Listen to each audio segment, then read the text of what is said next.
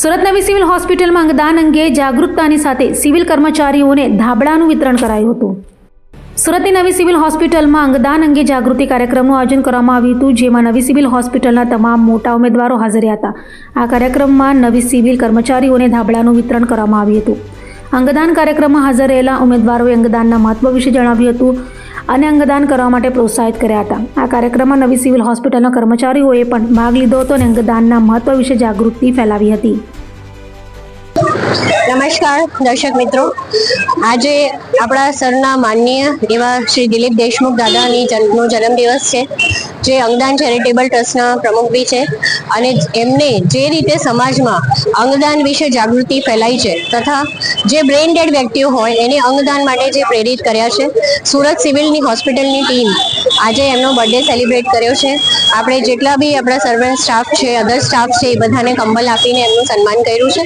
અને હું એવું માનું છું કે અંગદાન એ જીવનદાન. તમને બધાને જ ખ્યાલ છે, આપણે બધા બ્લડ ડોનેશન કરીએ છીએ, પણ આપણે જો કોઈ બી આપણા રિલેટિવ હોય, ફ્રેન્ડ્સ હોય, ધારો કે જો એ બ્રેઇન ડેડ થઈ ગયો હોય, જો એનું શરીર કામ નહીં લાગવાનું હોય, શરીરના અંગો કામ નહીં લાગવાના હોય, તો પ્રોપર ગાઈડન્સથી, ડૉક્ટરના ગાઈડન્સથી ચોક્કસ એનું અંગદાન કરવું જોઈએ, જેથી કરીને બીજા કોઈ વ્યક્તિને આપણે જીવિત કરી શકીએ. તો શ્રી દિલીપ દેશમુખ દાદાએ આના વિશે સમગ્ર રાજ્યમાં ખૂબ જ બધી વાતો કરી છે, બધાને સમજાયું છે, પ્રેરિત કર્યા છે અને હું એમને ખૂબ જ સન્માનપૂર્વક જોઉં છું. અને આજે એમની બર્થડે છે, ઈશ્વર એમને લાંબુ આયુ આપે અને એ જ રીતે જે રીતે કામ કરી રહ્યા છે, અમને બધાને સાથે લઈને કામ કરી રહ્યા છે, મોટિવેશન આપી રહ્યા છે, એ રીતે હજી આગળ કામ વધે અને સમાજના દરેક વ્યક્તિ એટલીસ્ટ એકવાર અંગદાન વિશે વિચારે.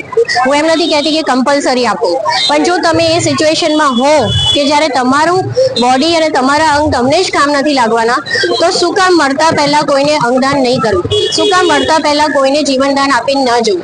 તો આ મારા થોડા પ્રશ્નો છે, વિચારજો આના વિશે અને ચોક્કસ તમને એવું લાગશે કે નહીં, જો મારાથી કોઈને દાન થઈ શકતું હોય. પૈસાનું દાન આજે મહત્વનું નથી. પૈસાનું દાન બધા જ કરે છે, વસ્તુઓનું દાન બધા જ કરે છે, પણ મોટું દાન એ છે કે તમે તમારા અંગોનું દાન કોઈને કરો, જેથી કરીને કોઈને જીવન મળે. ધન્યવાદ.